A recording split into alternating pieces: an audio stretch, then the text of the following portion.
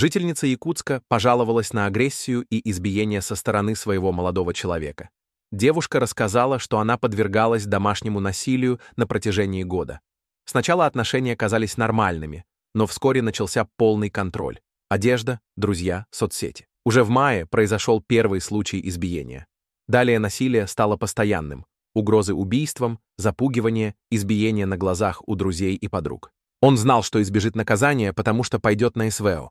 В январе 2025 года соседи вызвали полицию. Тогда он избивал ее за наглухо закрытыми дверями, что МЧС пришлось вскрывать дверь.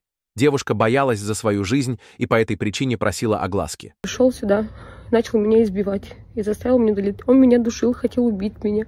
Сказал, он все равно меня убьет, даже если напишу опровержение.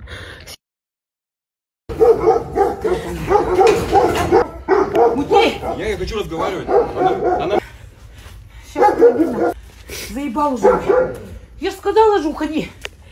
Давай теперь. Где ты сказал? Пока я с ней не поговорю, ничего никуда не будет. Это вот придурка, блядь. К сожалению, после поднятой волны возмущения в социальных сетях и проверок правоохранительных органов она отказалась от претензий к насильнику. По всей видимости, девушку просто запугали.